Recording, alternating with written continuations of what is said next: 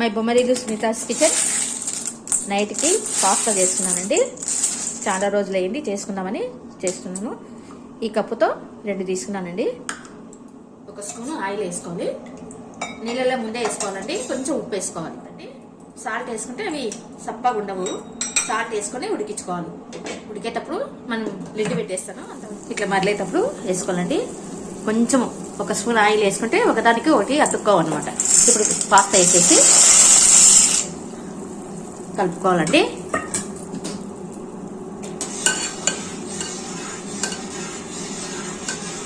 కొంచెం ఉప్పు వేసి ఆయిల్ వేయాలి. ఇవి స్టైనర్లో వేసి తర్వాత కూల్ వాటర్ వేయాలండి. కూల్ వాటర్ వేస్తే వేడి తగ్గి అవి మెత్తబడవు అనమాట. మనము ఇదే వేడి మీద ఉంటే మళ్ళీ మనకి మెత్తబడిపోతాయి. ఇంకా కొంచెం సేపు మూత పెట్టి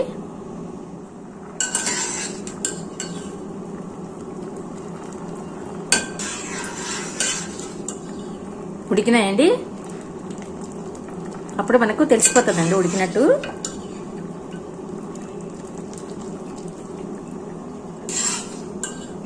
ఈ స్టైనర్లోకి వేసేసుకోవాలి.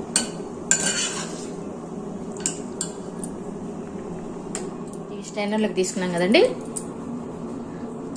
కొంచెం వాటర్ వేస్తాను. కూల్ వాటర్ వేస్తే ఈ వేడికి మళ్ళీ ఉడికిపోతాయి. కూల్ వాటర్ వేసి మళ్ళీ పెడతాను, లేకుంటే బంక ఉంటాయండి. చూడండి, కూల్ వాటర్ వేసినాక ఇట్లా పొడి పొడి అయిపోతాయండి. ఇప్పుడు పొడి పొడి అయినాయి కదా, ఇంకా పోపు వేసుకుంటాము. ఆయిల్ వేసుకోవాలి. కొద్దిగా వేసుకోండి. ఆయిల్ ఎక్కువ పట్టదండి, పాస్తా కదా, ఎక్కువ నూనె పట్టదు. ఇక్కడ ఆవాలు, కొంచెం శనగపప్పు అండి. పోపు వేసుకోవాలండి. కొంచెం శనగపప్పు వేసుకుంటే బాగుంటుంది. నేను పండుమిరపకాయ చట్నీతో వేస్తున్నానండి. బాగుంటుంది పాస్తా. పండుమిరపకాయ చట్నీ వేసి చేస్తున్నాను. పాస్తా చాలా బాగుంటుందండి. జీలకర్ర, ఆవాలు, ఇంగువండి.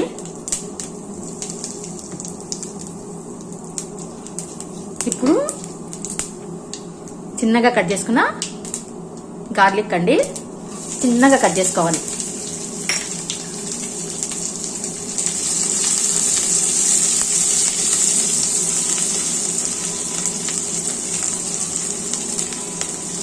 గార్లిక్ వేస్తే చాలా బాగుంటుందండి.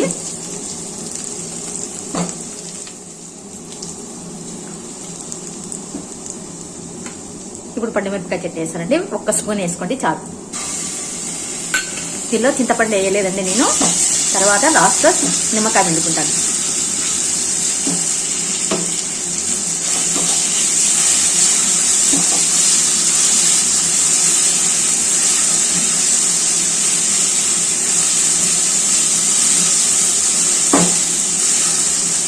కొంచెం కారం అనేది నూనెలో మగ్గితే, పచ్చిదే దంచుంటాం కదా, కొంచెం నూనెలో మగ్గితే ఇప్పుడు ఇది వేస్తానండి. పాస్తా వేస్తాను.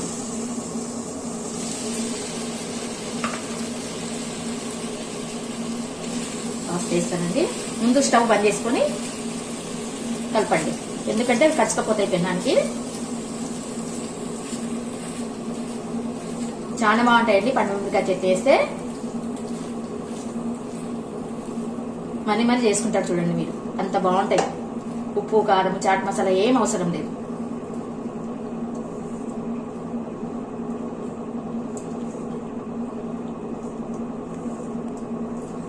కలుపుకోవాలండి.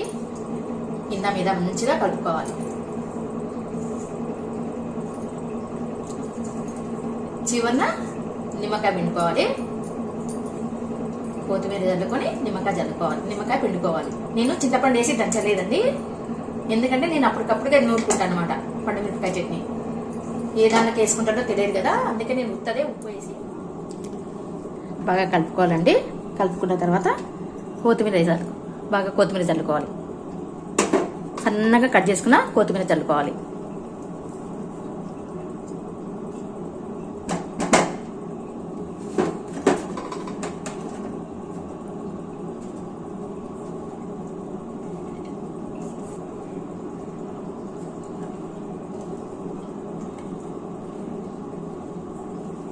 చాలా బాగుంటాయండి. మిరపకాయ చట్నీతో చాలా బాగుంటాయి. సన్నగా మంట పెట్టుకోవాలండి. ఫ్లేమ్ అనేది తక్కువ పెట్టుకొని మగ్గించుకోవాలి.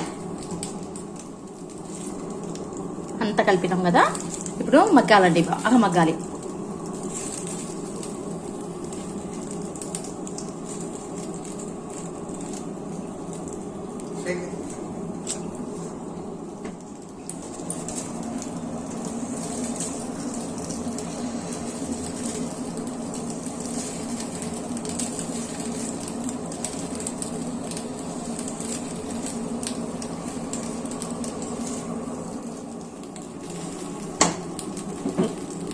నిమ్మకాయ విడిన తర్వాత ఇంకా వేడి చేయకూడదండి.